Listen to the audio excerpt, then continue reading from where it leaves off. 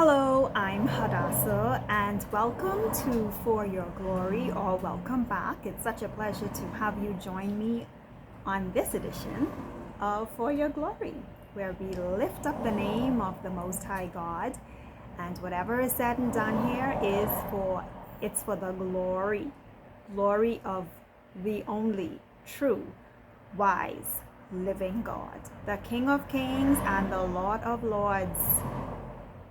Jehovah, the great I am, that I am. So, I recently visited New York for the first time, and I had an absolutely wonderful time. I had a really good experience. I enjoyed it. I really enjoyed it, but I'm not focusing on what all I did while there. I don't want that to be the focus. But I totally enjoyed it. Yeah, it was cold, but not to the point that, I couldn't handle it. I just enjoyed it. I enjoyed my stay. But what I'd like to focus on during this edition of For Your Glory is the fact that I found myself praying quite a bit within myself as I traversed the streets of Manhattan, whether I was in Dumbo, whether I was in Queens, wherever I was, I found myself praying within my heart. New York is a very busy place. It is just this smorgasbord, kaleidoscope of people and, just varying nationals and cultures. But there's also varying, I would say, it's just such a disparity when it comes to wealth as well. So you have people walking the streets and I don't know anyone personally, so you could have someone who's dressed up but they could still have financial issues, but you just you're passing these skyscrapers and you have people who could go to the best of restaurants. Oh man, look here. And you have people who are so well dressed. And then you have people who, like, my heart went out to. There's a lot of poverty there. There's a lot of poverty there. There's a lot of homelessness on the streets of Manhattan. So, literally people on the streets of Manhattan sitting on the ground, and they have cardboards with, whatever they wish to say. And it's sad. It's actually sad. And then you may have people who are not doing that. They're not at that point. But you also have, for example, like, you could pass like a McDonald's or something and you see that there's someone at the door, just holding a cup, and he's opening and closing the door for people because he's hoping to get a tip.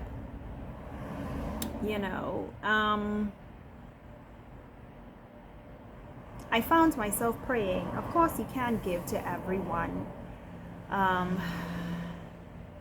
I remember when I was on my food tour in Queens. Oh, and I did get a taste of food from different countries. It was so authentic, I just enjoyed that, like 2.5 hour food tour, I think that was the evening. By the time I had gotten back to the hotel, that my smartwatch was telling me that I had done like 20,000 steps, over 20,000 steps. Amazing. I did a lot of walking in New York, a lot of walking. I got over my share of exercise, right? I think the average is like 6,000, but I double that, way over double that. So I found that, in New York, it's just even like I went to Chinatown and I went to Little Italy, and there's even a difference there. There's a difference. You could just tell the difference in, the quality of life, And I won't go into it, but it's just, I found myself just praying for people. There was, when I was on the food tour in Queens, we had stopped to this mom and pop shop to get a particular type sandwich, right? And by that time I was getting so full. But there was this man in this wheelchair. And I remember I saw him before we went in, and I saw him when we had come out. And I remember just walking over to him and giving him, something. And his eyes, the way that he looked at me, I don't know if he was surprised or something. But you could tell that he was just, and he thanked me, right?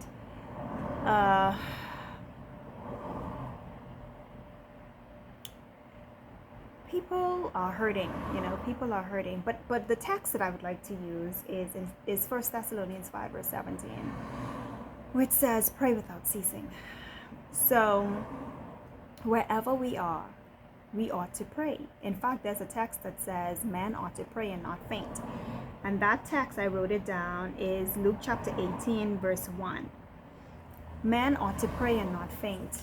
And so we ought to be in a constant flow of prayer. So it doesn't have to be where you literally kneel. You don't have to even bow your head, clasp your hands. You could be on the subway. I found myself praying. I just was like, I don't know people, but even right here at home, I would see like a little girl walking to school or a little boy, and in my heart, I would say, Lord, please have mercy upon her. Please keep her, take her safely to her destination. Or I would see an elderly woman or an elderly man, like especially if I see an elderly woman, I'll think of my mom, and I would say, God, please take her, where she needs to go. In fact, one time, many years ago, I gave an elderly. I mean, you have to be led by the Holy Spirit, because you just don't give any and everyone a ride.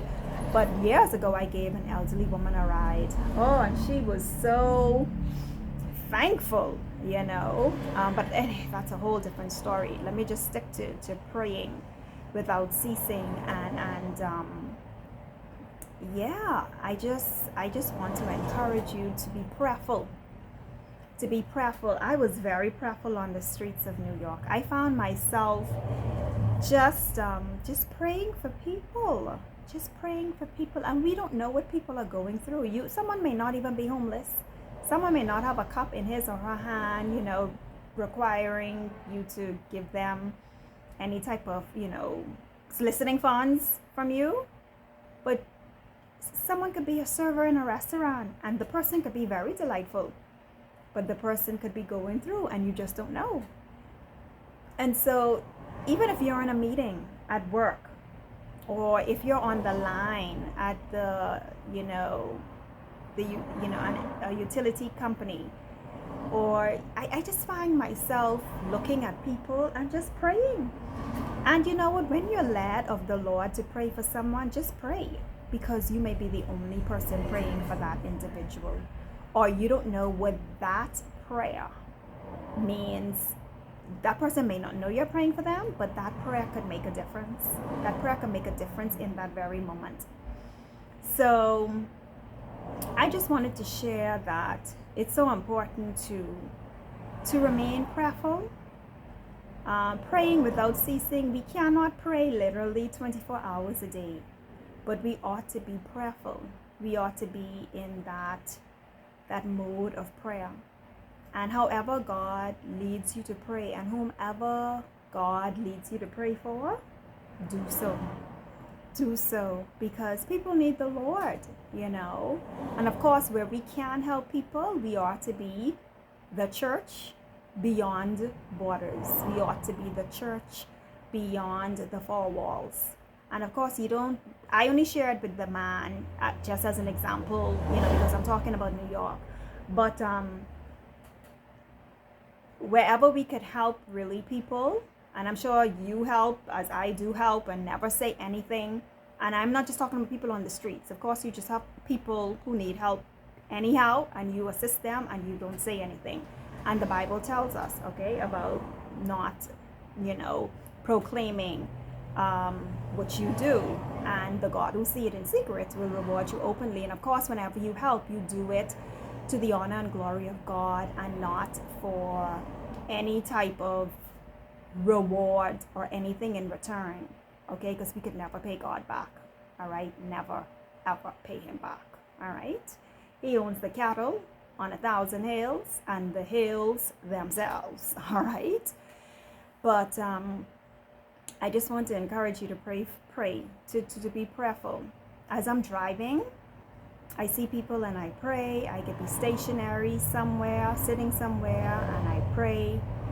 And so, yeah, I found myself praying on the streets of New York a lot and praying for the people of New York. And people are busy, and I mean, literally thousands of people, just lots and lots and lots of people. I mean, as far as the eye could see. It's truly the city that never sleeps. Really, really the city that never sleeps. And it's a hustle and bustle type place. At least, yeah, it's just a hustle and bustle type place. If you're not into the fast life, that may not be the place for you. I ain't into that type of lifestyle, right? But it was interesting. I went, I did it. I wanted to visit New York for a very, very long time. So when the invitation came, I just hopped on that bandwagon quick. And I probably will never go back. If I don't go back, it doesn't matter to me. I'm fine. I'm fine with it. I've done that. I've checked it off the list. Fine, finished, done. But yeah, that's the text for the day that I'd like for you to think about. 1 Thessalonians 5 verse 17. Pray without ceasing. And guess what? Before I leave, I also want to share another text with you. Matthew 5 verse 14 says, pray for him that despitefully use you and persecute you. That's a whole piece on it by itself.